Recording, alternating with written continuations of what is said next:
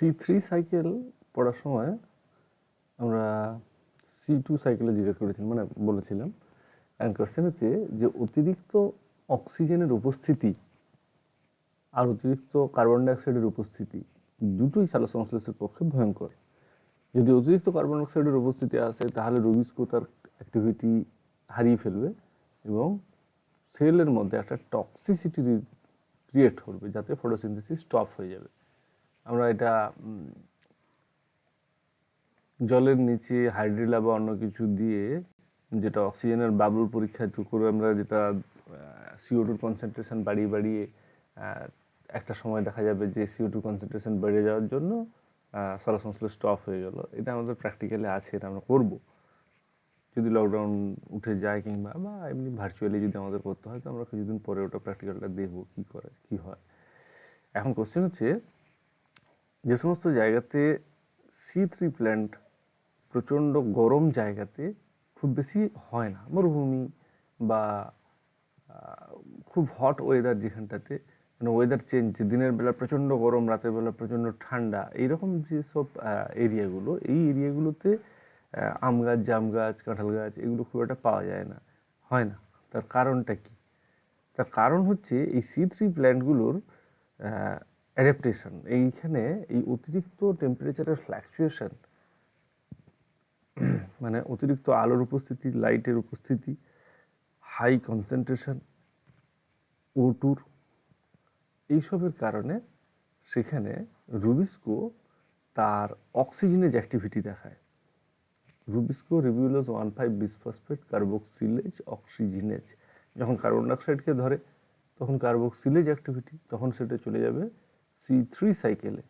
আর যখন অক্সিজেনকে ধরবে তখন সেটা হয়ে যাবে C2 সাইকেল। এখন কোশ্চেন হচ্ছে, অক্সিজেনের সাথে যদি রুবিস্কো রিয়াক্ট করে তাহলে রুবিস্কো নিজে ভেঙে যাবে। আমরা আগে দেখেছিলাম কি, C3 সাইকেলের ক্ষেত্রে রুবিস্কো কার্বন ডাইঅক্সাইডকে ধরলে কার্বক্সিলেজ অ্যাক্টিভিটি যখন এনজাইমটা দেখাবে তখন কি হবে, PGA তৈরি করবে, ফসফোগ্লিসারিক অ্যাসিড তৈরি করবে। সেই 3PGA, দুটো 3PGA তৈরি হবে, একটা 5 কার্বন যুক্ত রুবিস্কো, মানে রিবিউলোজ 1,5 বিসফসফেট, রুবিস্কো না, RUBP, আর রুবিস্কো এনজাইমের উপস্থিতিতে 5 কার্বন যুক্ত যৌগ বাইরে থেকে একটা কার্বন ডাইঅক্সাইডকে ধরলো, ধরার পরে 6 কার্বনে পরিণত হলো, সেটা ভেঙে গিয়ে দুটো 3 কার্বন তৈরি করলো। এটা সালোকসংশ্লেষের পাথের মধ্যে ঢুকছে, ফটোসিনথেসিসের পাথের মধ্যে ঢুকছে।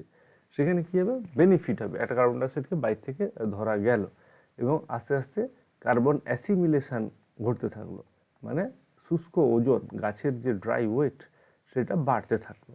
এখন কোশ্চেন হচ্ছে, অক্সিজেনকে ধরলে কি সুবিধা? অক্সিজেনকে ধরলে সুবিধা অনেক কিছু, আবার লসও অনেক কিছু। এখানে একটা নেট কার্বন লস হয়ে যায় এবং রিসার্চ রিপোর্ট আছে যে যে যে পরিমাণ কার্বন ডাইঅক্সাইড রিলিজ হয়ে যায়, 75% তো আবার ঘুরে ফিরে ধরে গাছ আবার ব্যবস্থা করতে পারে, কিন্তু 25% আর ব্যবস্থা করা যায় না, ওটা বাইরে বেরিয়ে যায়। তাহলে যে পদ্ধতিতে কষ্ট করে সালোকসংশ্লেষ করে কার্বন ডাইঅক্সাইডকে ধরে সেখান থেকে কার্বন অ্যাসিমিলেট করে গাছের ড্রাই ওয়েট বাড়ছিল, হাই টেম্পারেচারের কারণে বা অতিরিক্ত অক্সিজেনের উপস্থিতি, সেলের মধ্যে অতিরিক্ত অক্সিজেনের উপস্থিতির জন্য কি করছে না, রুবিস্কো নিজে ভেঙে গিয়ে 2-ফসফোগ্লাইকোলেট আর 3-ফসফোগ্লিসারেট তৈরি করছে। এখন 3-ফসফোগ্লিসারেট যেটা 3PGA, যে 3-ফসফোগ্লিসারেট, এই 3-ফসফোগ্লিসারেট, আচ্ছা এটা ইউজ করি,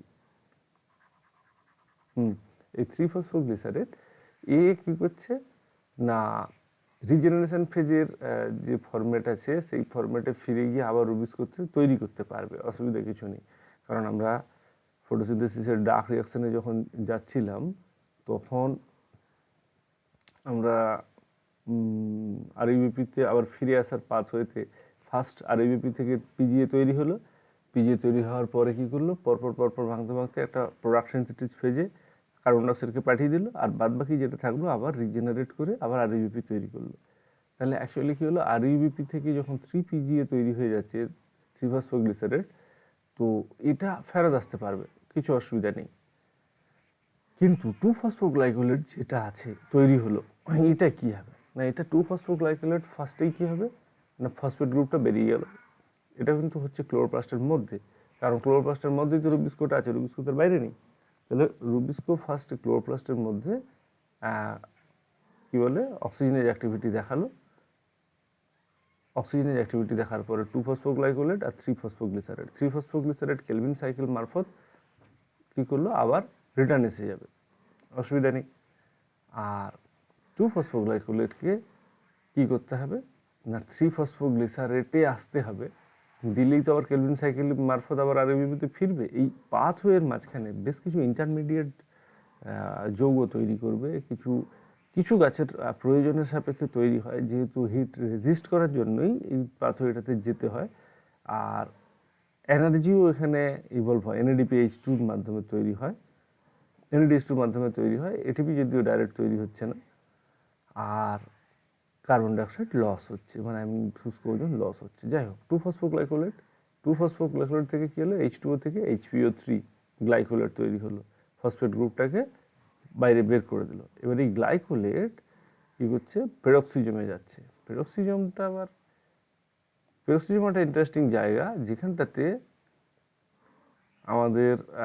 আমাদের কেন মানে লিভিং বডি সেলের ভিতরে বড় বড় এনজাইমেটিক কনভার্সন, বড় লং চেইনকে কেটে টুকরো করে দেওয়া, পারক্সাইড অ্যাক্টিভিটি দেখানো, বিভিন্ন ধরনের মলিকুলকে ক্লিপ করা, মানে হাইপোথিসিসে আছে যে কোলেস্টেরলও এখানে প্রডিউস হয়, ব্যাড কোলেস্টেরলও এখানে ক্লিপ হয়। যাই হোক এটা হচ্ছে পেরক্সিজমের স্ট্রাকচার, নেট খুঁজলে পাওয়া যাবে। তো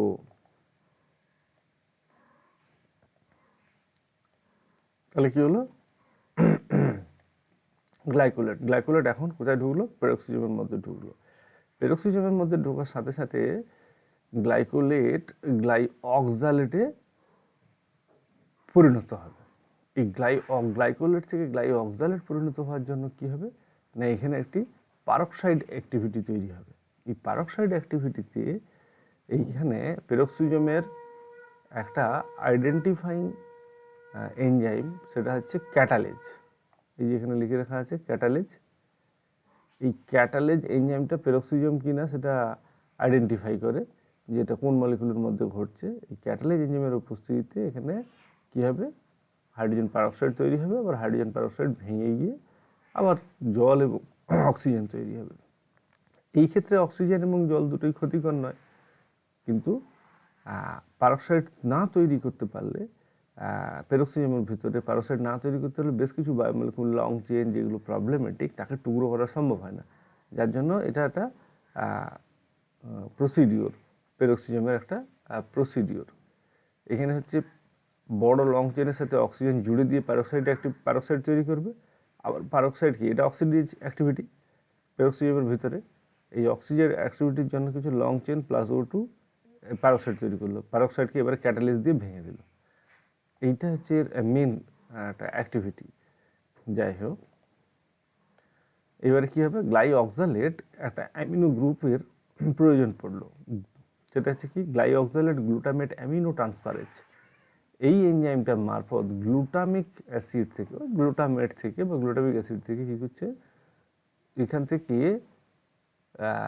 NH3 গ্রুপ একটা ধার করে নিল। যেই গ্লাইঅক্সালেট থেকে প্লাস NH3 এসে গেল অমনি ওটা গ্লাইসিনে পরিণত হয়ে গেল। মেমব্রেন ট্রান্সপোর্টের জন্য খুব জরুরি, একটা NH3 গ্রুপ থাকলে তবে একটা মেমব্রেন থেকে আরেকটা মেমব্রেনে যাওয়া সম্ভব। গ্লাইঅক্সালেট মাইটোকন্ড্রিয়াতে পাঠাতে হবে, এর পরের যে ডিগ্রেডেশনটা ঘটবে সেটা মাইটোকন্ড্রিয়াতে ঘটবে। তাহলে পেরক্সিজমের ভিতরে কি হলো না গ্লাইকোলেট গ্লাইঅক্সালেটে পরিণত হলো। গ্লাইকোলেট অক্সিডেজ এনজাইমের অ্যাক্টিভিটিতে ফার্স্ট হচ্ছে কি একটা ক্যাটালেজ আর একটা অক্সিডেজ উপরে দেখালাম, এই যা অক্সিডেজ, তাহলে গ্লাইকোলেট অক্সিডেজ এনজাইমের উপস্থিতিতে এর সাথে অক্সিজেন জুড়ে গেল, দিয়ে জুড়ে যাওয়ার পরে কি করছে সেখানে পারক্সাইড তৈরি হলো, আর অমনি ক্যাটালেজ এলো সেটাকে আবার কেটে দিল, কেটে দিয়ে অক্সিজেন আর জল আলাদা করে দিল, অমনি ওটাই গ্লাইঅক্সালেটে পরিণত হয়ে গেল। Very good. গ্লাইঅক্সালেট একটা অ্যামিনো গ্রুপ ধার করার জন্য গ্লুটামেটের কাছে গেল। এবার এটার খেয়েছে গ্লাইঅক্সালেট গ্লুটামেট অ্যামিনো ট্রান্সফারেজ বসে আছে, যে অ্যামিনো গ্রুপটাকে গ্লাইঅক্সালেটে ডোনেট করে দিলে ওটা গ্লাইসিনে পরিণত হয়ে গেল। এখন কোশ্চেন হচ্ছে এই গ্লাইসিন মাইটোকন্ড্রিয়াতে এন্টার করে গেল, আর গ্লুটামেট আলফা কিটো গ্লুটারেটে দাঁড়িয়ে থাকলো। যতক্ষণ অ্যামিনো গ্রুপ পাচ্ছে ততক্ষণ পর্যন্ত আর গ্লুটামেটে আসতে পারছে না। এইবারে যাই হোক আলফা কিটো গ্লুটারেট থাকছে এখানে। এবার এই গ্লাইসিন মাইটোকন্ড্রিয়াতে ট্রান্সপোর্ট হয়ে যাওয়ার সাথে সাথে কী হচ্ছে না, টেট্রাহাইড্রোফোলেট, এখানে গ্লাইসিন ডিকার্বক্সিলেজ এনজাইমের উপস্থিতিতে টেট্রাহাইড্রোফোলেট আর গ্লাইসিন দুজন যুক্ত হয়েছে। যুক্ত হওয়ার পরে এখান থেকে কিছু জিনিস রিলিজ হয়ে যাচ্ছে। প্রথম হচ্ছে কি, ডিকার্বক্সিলেজ এনজাইমের অ্যাক্টিভিটির জন্য CO2 বেরিয়ে চলে গেল, NH3 বেরিয়ে গেল, আর NADH2 বেরিয়ে গেল। এই NADH2টা একটা এনার্জি প্রডিউস হচ্ছে, কিন্তু এটাও ডাইরেক্ট নয়। তাহলে কি হলো না, একটা অ্যামিনো গ্রুপ লস হয়ে গেল, যে অ্যামিনো গ্রুপ গ্লুটামেট থেকে এসেছিল। একটা CO2 গ্রুপ, CO2 চলে গেল, লস হয়ে গেল, কার্বন ডাইঅক্সাইড, যেটা RUBP মারফত অ্যাসিমিলেশন হয়েছিল। তাহলে এইটাই হচ্ছে এই পাথওয়েটার ইম্পর্টেন্ট জায়গা, যেখানে নেট কার্বন লস হয়ে যাচ্ছে, নেট অ্যামিনো গ্রুপ লস হচ্ছে, নেট কার্বন লস হচ্ছে।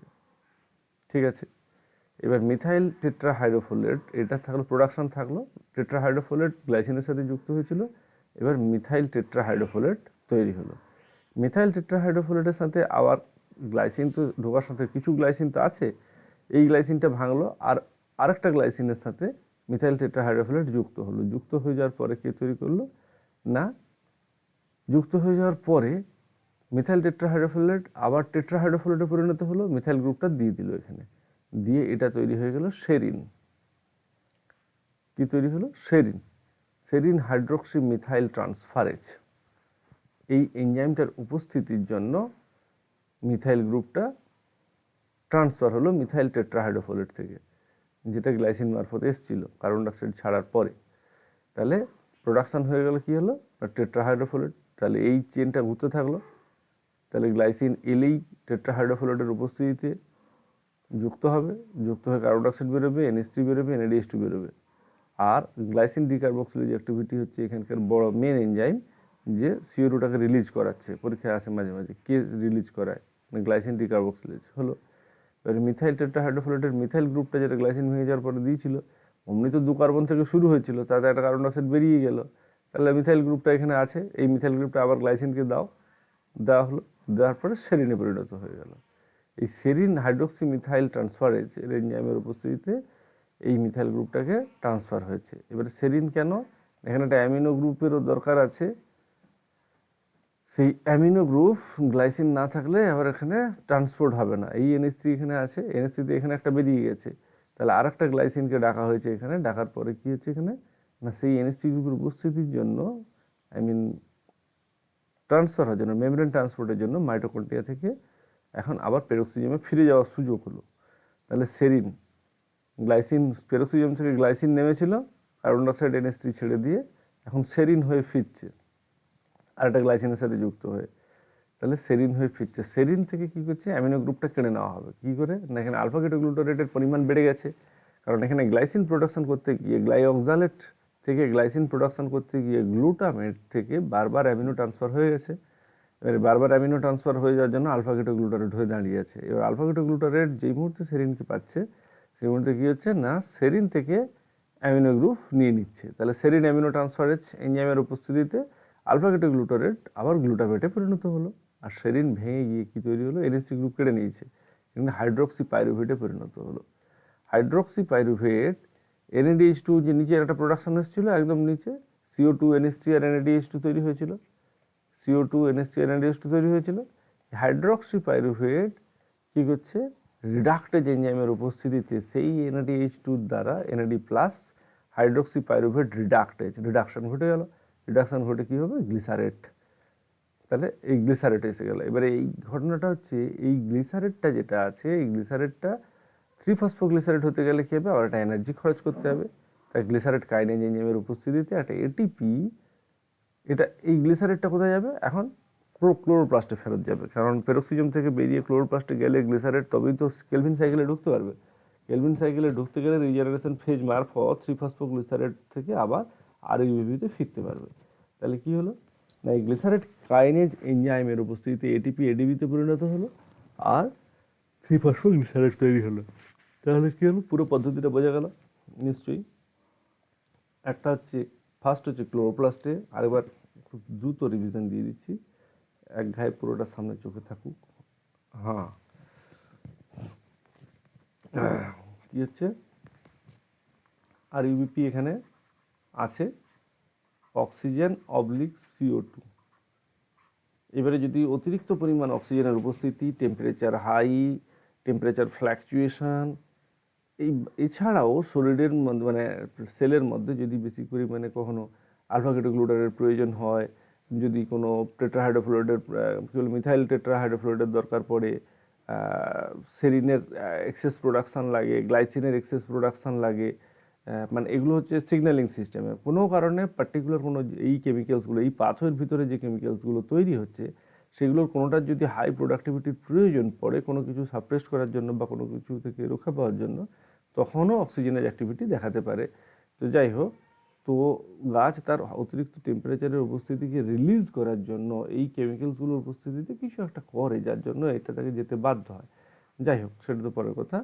তো ওটা হাইপোথিসিসের কথা। অরিজিনাল কি হচ্ছে না, অরিজিনাল হচ্ছে যে আরইউবিপির এইটার 5 কার্বনযুক্ত যৌগ, এই 5 কার্বনযুক্ত যৌগ দুটো চান্স আছে। এক হচ্ছে 3 কার্বনযুক্ত যৌগ দুটো পরিণত হওয়ার যদি CO2 থাকে, আর নয় তো 2 কার্বনযুক্ত যৌগ প্লাস 3 কার্বনযুক্ত যৌগ তৈরি করে ভেঙে যাওয়া যদি অক্সিজেনের উপস্থিতিতে থাকে, অক্সিজেনেজ অ্যাক্টিভিটি দেখায়।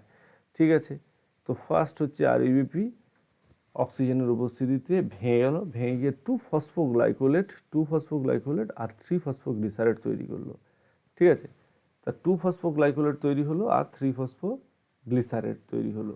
2-ফসফোগ্লাইকোলেট থেকে 2 নম্বর পজিশনে যে ফসফেট গ্রুপটা আছে তাকে রিলিজ করে দেওয়ার জন্য কি হলো না, তাকে রিলিজ করে দেওয়ার জন্য H2HPO3 H2O ঢুকলো, জল ঢুকলো, দিয়ে HPO3 হয়ে বেরিয়ে গেল। তাহলে কি হলো, এটার নাম হচ্ছে 2-ফসফোগ্লাইকোলেট ফসফাটেজ।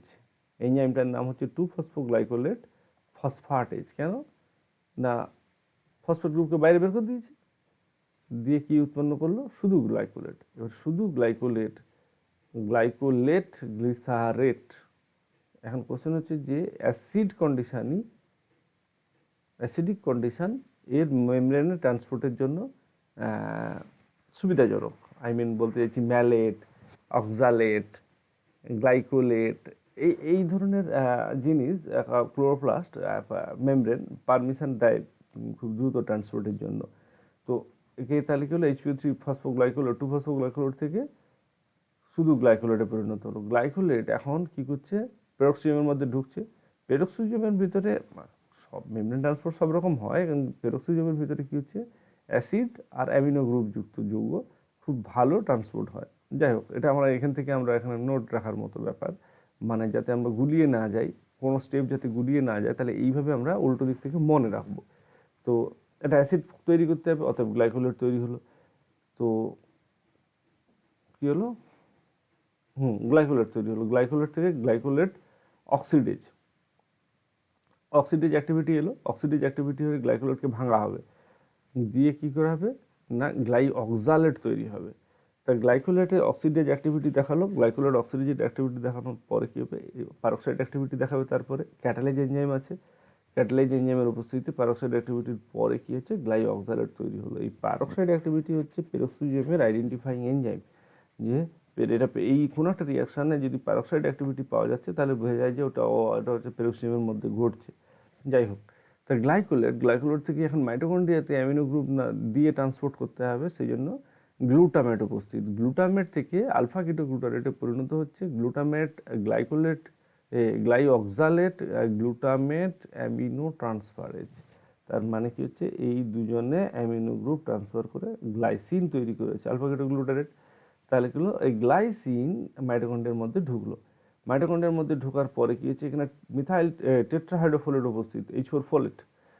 তাহলে গ্লাইসিন ডিকার্বক্সিলেজ এনজাইম হচ্ছে এখানকার মেন এনজাইম, রিকগনাইজ করার জন্য এনজাইম। তো গ্লাইসিন ডিকার্বক্সিলেজ গ্লাইসিন থেকে CO2কে রিমুভ করে দিল, বাইরে বের করে দিল। গ্লাইসিন থেকে এই CO2 বেরিয়ে গেছে, আর এইখানে NH3ও রিলিজ হয়ে গেছে, আর একটা NADH2। এই দুটোতে এই রিলিজ হয়ে যাওয়ার পরে যে এনার্জিটা ছিল, সেই এনার্জিটা NADH2 হয়ে বাইরে বেরোলো। এবারে কি হচ্ছে, টেট্রাহাইড্রোফোলেট মিথাইল গ্লাইসিন থেকে CO2 বেরিয়ে গেছে, বাকি মিথাইল গ্রুপটাকে ঘাড়ে করে নিয়ে চলছে। মিথাইলটাকে ঘাড়ে করে নিয়ে যাওয়ার পথে একটি গ্লাইসিন যুক্ত হলো, জল যুক্ত হলো, দিয়ে কি করলো না, মিথাইল গ্রুপটাকে আবার এখানে হাইড্রোফোলেটে ফেরত দিল, কি বলে মিথাইল গ্রুপটাকে এখানে নিয়ে নিল, আর টেট্রাহাইড্রোফোলেটকে তার ফেরত দিয়ে দিল। তাহলে এই glycine plus methyl group, methylene tetrahydrofolate যেটা থাকছে, তাহলে কি হবে, তো এটা সেরিনে পরিণত হলো। সেরিন হাইড্রোক্সি মিথাইল ট্রান্সফারেজ এনজাইমের উপস্থিতিতে এই মিথাইল গ্রুপটাকে কালেক্ট করলো। হলো এই সেরিন মাইটোকন্ড্রিয়া থেকে, সেরিন এখন মাইটোকন্ড্রিয়া থেকে পেরোক্সিজমের মধ্যে এন্টার করলো। এন্টার করার সাথে সাথেই ওখানে গ্লুটামেট, অনেক আলফা কেটো গ্লুটারেট হয়ে বসে আছে গ্লুটামেট ভেঙে ভেঙে। তাহলে এখানে এই পেরোক্সিজমের ভিতরে এখন আলফা কেটো অ্যামিনো গ্রুপের খুব জরুরি সংকট চলছে। যেই সেরিনকে পেয়েছে, অমনি সেরিন অ্যামিনো ট্রান্সফারেজ এনজাইমের উপস্থিতিতে সেরিন থেকে অ্যামিনো গ্রুপ কেটে নিয়েছে। যে অ্যামিনো গ্রুপ গ্লুটামেট দিয়েছিল সেই গ্লাইসিনকে, সেটা সেরিনকে হাতের পাশে পেয়েই সঙ্গে সঙ্গে অ্যামিনো গ্রুপ কেটে নিয়েছে। ভালো কথা। দিয়ে তার নিজের সাইকেলের মধ্যে থাকলো, গ্লুটামেট আর আলফা কেটো গ্লুটারেটের সাইকেলের মধ্যে থাকলো, আর সেরিন কী করলো, হাইড্রক্সি পাইরুভেটে পরিণত হয়ে গেল।